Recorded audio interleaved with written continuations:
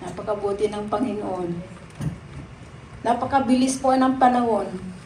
Parang kailan lang tumayo ako dito. Ngayon Mayo na. Di ba po? Ang bilis-bilis na lang talaga ng panahon. Saglit na tulog, saglit na bangon, dadating na ang Panginoong Hesus.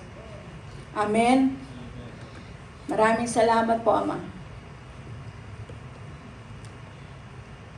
Malinaw po na sinasabi sa Lucas 12:38, ng title nito ay Ang Pagdating ng Panginoon. Sabi dito, mapalad sila kung maratnan silang handa sa pagdating ng Panginoon, maging sa hating gabi o sa madaling araw man. Yung sila po ay yung tayo. Tayo po ay nakahanda na.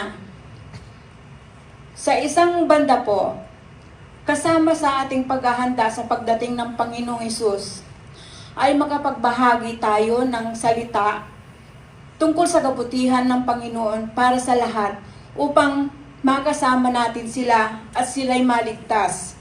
Ganun pa man, kailangan pag humayo tayo, kailangan natin ng patnubay ng banal na Espiritu.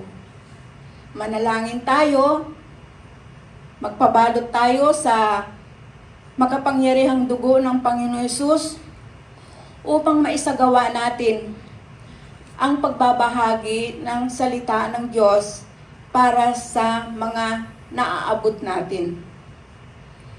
Tungkol naman po sa pagbibigay,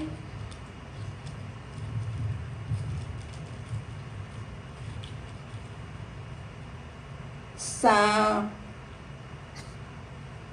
Proverbs 10:22, nakasaad po dito, the blessing of the Lord makes a person rich, and He adds no sorrow with it. Kapag magbigay po tayo, maliit man o malaki, dalhin po natin sa Panginoon. Dahil kapag naibigay natin yan, tayo ay kampante na. Wala na tayong alalahanin kung ano man yung kulang, kung ano man yung wala. Hindi na po natin aalalahanin sapagkat pinupunan po yan ng Panginoong Hesus.